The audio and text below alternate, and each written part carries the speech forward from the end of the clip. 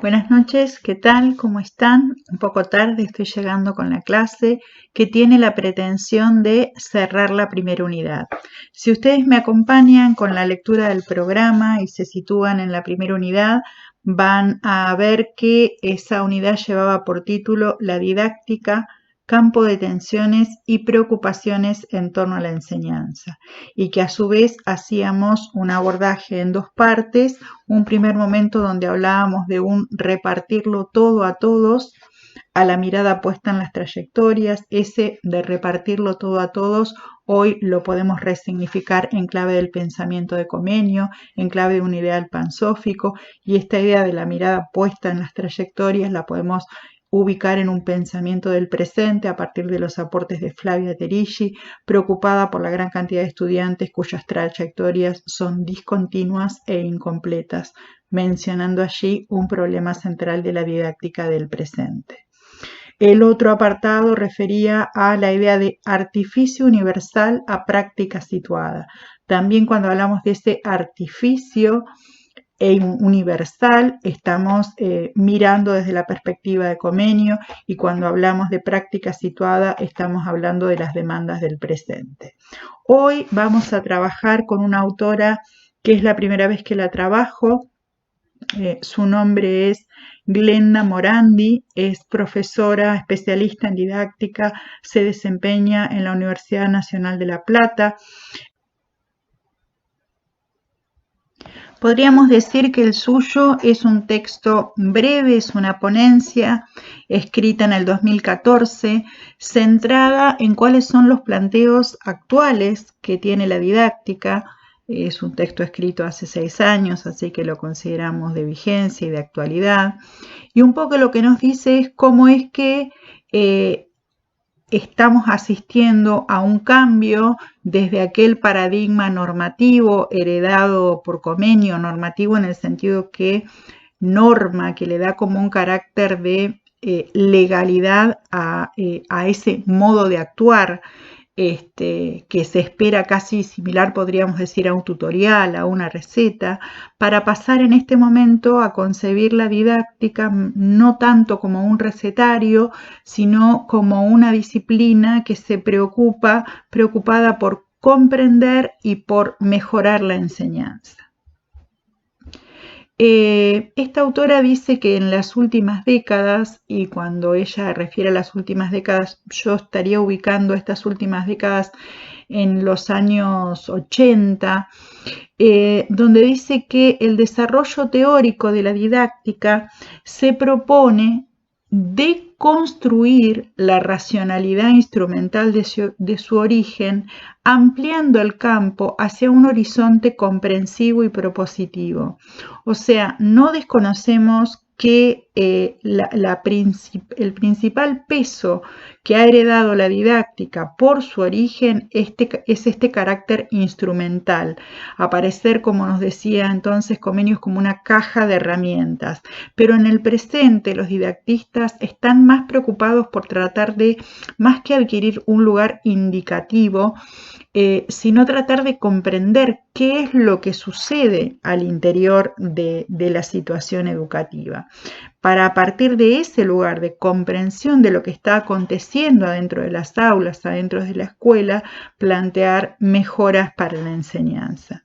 A mí me hubiera gustado tener más tiempo dentro de la presencialidad para que ustedes se compongan un poco cuáles son las voces, cuáles son los rostros de esos profesionales que, como dice esta autora, trabajan en un posicionamiento crítico respecto de esa herencia. Por eso también hablamos que desde esa época la agenda tiene algo así, la didáctica tiene algo así como una nueva agenda.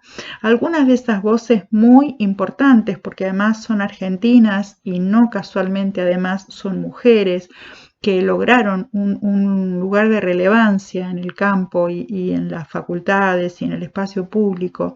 Una de ellas es, por ejemplo, Edith Lidwin, autora de un libro que se llama El oficio de enseñar, muy recomendable, muy disfrutable y muy amigable para quien se inicia en la enseñanza.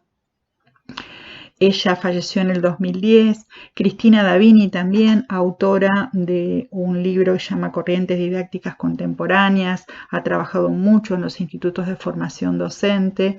Y Estela Cols, que vive aún, como la ven, digamos, no es tan joven, sigue produciendo. Les voy a dejar a continuación de este video uno en donde puedan escucharla a ella presentar justamente su libro, El Saber Didáctico. Bueno, que escuchen la voz de una didactista argentina, una maestra que ha trabajado y producido conocimiento en torno a la didáctica. ¿Qué implica esta nueva agenda de la didáctica? Dice para nosotros Glenda Morandi, dice, implica construir un saber que no solo dé cuenta de los problemas, de las cosas que acontecen en torno a la enseñanza, sino que apunte a la intervención, pero no solo a eso, sino también a pensar la transmisión, ¿no es cierto? Porque de eso va la enseñanza y la didáctica, al interior de un proyecto sociocultural ético y político. O sea, acá lo que nos interesa es ver, y eso se menciona en muchos momentos, detrás de esta pantalla me estoy tomando un matecito, les interesa poner en relevancia el carácter no neutral de la didáctica. Aquello que yo decido enseñar no es poca cosa, subyace detrás de esas decisiones didácticas un compromiso más visible o menos visible, pero siempre subyace un posicionamiento ético-político.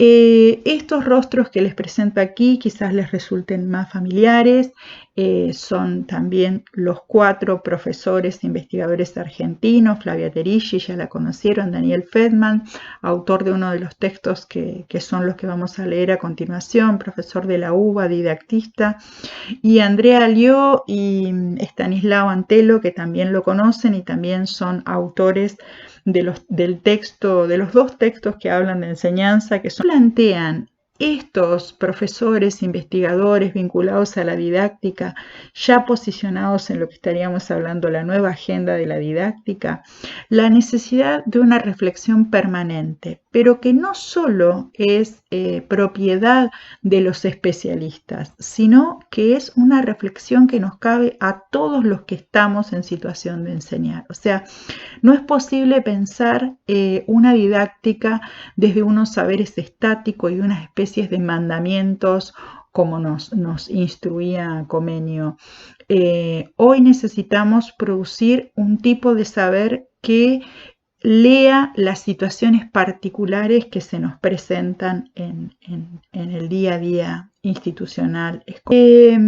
¿Cómo ubica a qué tensiones refiere la profesora Morandi cuando nos habla de los problemas actuales de la didáctica? Dice que tenemos que resolver la tensión, o que la didáctica tiene que poner mirada ahí en esa tensión presente que se da entre el modelo de la modernidad y el modelo de la posmodernidad. Cuando ella habla del modelo de la modernidad, se refiere a esto, al contexto de pensamiento y de producción de Comenio, cuando hablamos del pasaje de un orden recibido a un orden producido. Este es un concepto que también los que cursaron el año pasado con Andrea o conmigo pedagogía lo trabajamos como contexto de emergencia de los sistemas educativos, de las escuelas públicas, de las escuelas para todos.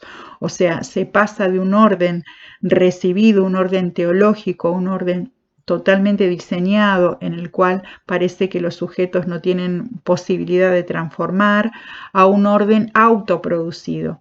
Y no es casualidad, dice esta autora, que sea en este contexto donde se produce y es tan eficiente el discurso de la didáctica, porque justamente la didáctica asume que se está frente a un nuevo orden y organiza y colabora con producir ese nuevo sujeto que el contexto epocal demanda.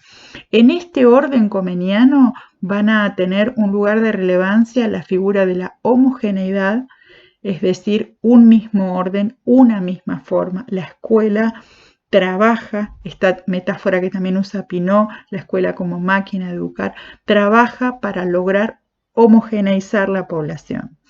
En clave de la mirada Foucaultiana, va a decir Foucault, hay unas instituciones disciplinarias que provocan a través del biopoder un modo de encauzar las conductas, un modo de disciplinar los cuerpos y los sujetos. En el presente, en la posmodernidad que habitamos, no nos es posible hablar de un orden. En todo caso, hay una permanente disputa por órdenes que pretenden instalarse como hegemónicos, pero hay montones de versiones y maneras de entender el mundo y órdenes que discuten entre sí, podríamos decir. Entonces, una didáctica normativa como la que planteaba Comenio, un estar en el aula como una manera de seguir un paso a paso, casi uno podría decir que es un suicidio. Entonces hoy reivindicamos la figura de una didáctica situada. Ya no vamos a esperar de la escuela la producción de una figura centrada en la homogeneidad o en el disciplinamiento de los cuerpos, sino que aparecen otros discursos que nos contienen, como el discurso de la interculturalidad o el discurso de la colonialidad.